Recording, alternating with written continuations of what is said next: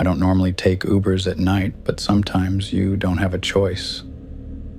This happened a few months ago when my car was in the shop and I had to take an Uber home from my late shift. It was around 11:30 p.m. when I booked the ride. My driver's name was Miguel, driving a dark blue Toyota. He had a solid rating, a ton of completed rides, and everything on his profile looked normal. Or at least, that's what I thought. When Miguel pulled up, I got into the back seat and gave him a polite, "Hey, how's it going?"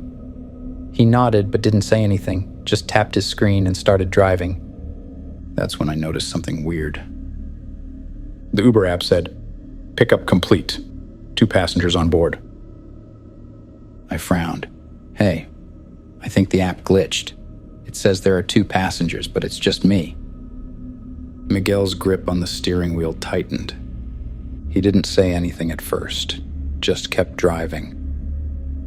After a few moments of silence, I tried again.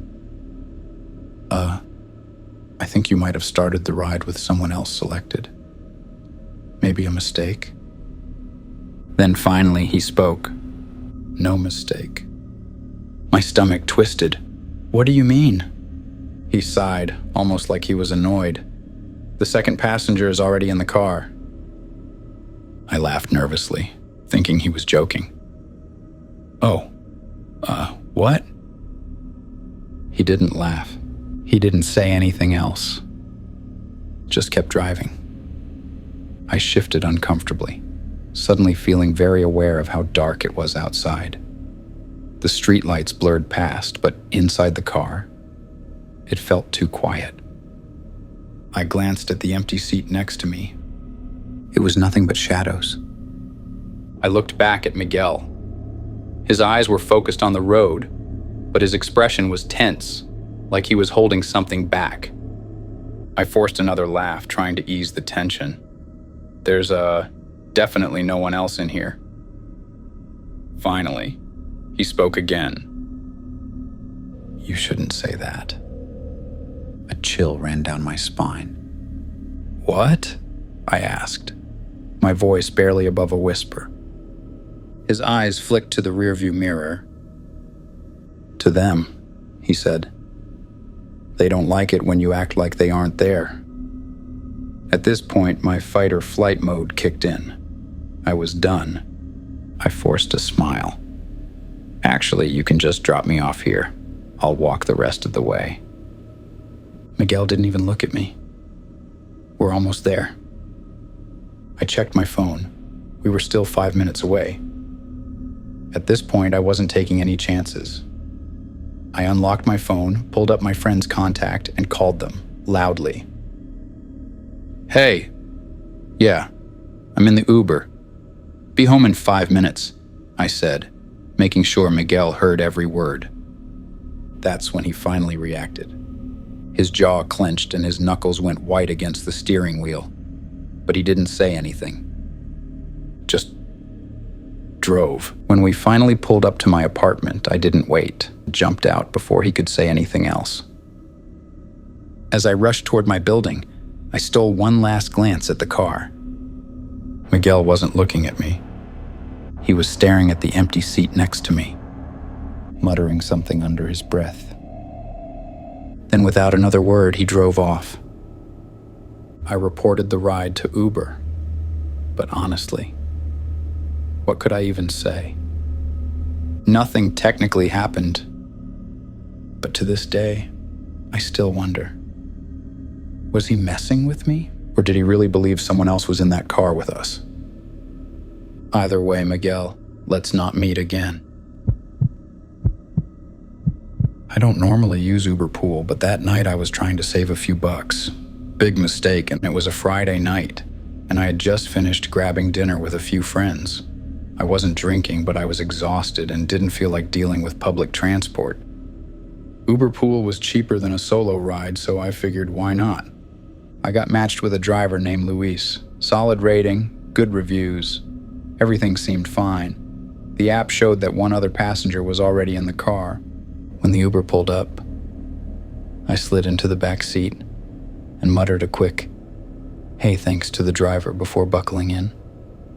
Then, I glanced at the other passenger, and immediately, I felt uneasy. He was a tall, thin man, maybe in his late 40s, sitting in the front passenger seat. He wore an old, oversized hoodie with the hood up even though it was hot outside. His hands were resting on his knees, completely still, but what creeped me out the most? His head was turned just slightly toward me, not enough to make eye contact, just enough to let me know he was aware of me. I told myself I was overreacting. Maybe he was just awkward. Maybe he had social anxiety. I pulled out my phone and tried to ignore him. Then, after a few minutes of silence, he spoke. But not to me, to the driver. "Lock the doors." Luis, the driver, gave a nervous chuckle. What?" The man shifted slightly. "Lock the doors." At this point, every alarm bell in my head was ringing. The way he said it, it wasn't a request. It was an order. Luis glanced at me through the rearview mirror, clearly just as uncomfortable as I was. "Sir, it's fine. We don't need to." The man snapped his head toward him. "Just do it." Luis hesitated, but then I saw his hand move toward the lock button. I panicked. I didn't wait to see what happened next. I grabbed the door handle and yanked it open. We were at a red light, so I jumped out and ran. I barely heard Luis shouting behind me as I sprinted toward a gas station on the corner. I didn't stop running until I was inside, breathless, heart hammering against my chest. I turned back just in time to see the Uber peel away, the man in the hoodie still sitting eerily still in the front seat. I immediately reported the ride to Uber. They told me they'd investigate, and a few hours later, I got a response. Luis was permanently banned from Uber. Turns out the man in the hoodie was not a registered passenger. Luis had picked him up on his own. Whether they knew each other or whether this man had just gotten into the car without permission, I have no idea. But Uber confirmed that no second rider had been matched to my ride, meaning I was supposed to be the only passenger. I don't know what they were planning, and I don't want to. But I never take Uber Pool anymore, and to Luis and the man in the hoodie, let's not meet again. I take Ubers all the time, so I never really thought twice about getting into one late at night. But after what happened last year, I always double-check the driver's profile, and I never let my guard down. It was a Saturday night, and I had been out with some friends at a bar downtown. I wasn't drunk, just tired, and I wanted to get home fast. Around 1:30 a.m., I ordered an Uber, and within minutes, I got a match. The driver's name was Carl, driving a black sedan. The rating was fine, the car model matched, and everything looked normal. I didn't even think to check his profile picture. I just got in. That was mistake number one. The second I sat down, something felt off. The car smelled stale, like sweat and cigarettes, and the driver didn't say a single word. Not a, "Hey, how's it going?" or "Headed home." Just silence. Whatever, I thought. Some drivers aren't talkative. I put my AirPods in and leaned against the window, watching the city lights blur past. About 10 minutes in, I noticed something strange. The Uber app showed we were still 5 minutes away from my place. But when I glanced outside, I didn't recognize anything. We weren't near my neighborhood. I sat up, my stomach twisting. Maybe he had taken a different route. I checked the map again, and that's when I realized he wasn't following the GPS. My pulse started racing.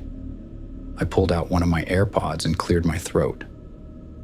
I think you missed the turn back there," I said, trying to keep my voice steady. No response. He just kept driving. I swallowed hard, forcing a nervous laugh. "Hey, where are we going?" Still nothing. Now, full panic started creeping in. My mind was racing with worst-case scenarios. Was he just ignoring me? Or was this something worse? I looked at my phone and realized the app still said 5 minutes away. But we weren't getting closer. We were driving deeper into the outskirts of the city. I clicked on the emergency option in the Uber app, my hands shaking. That's when he finally spoke. "You don't need to do that," he said, his voice flat, emotionless.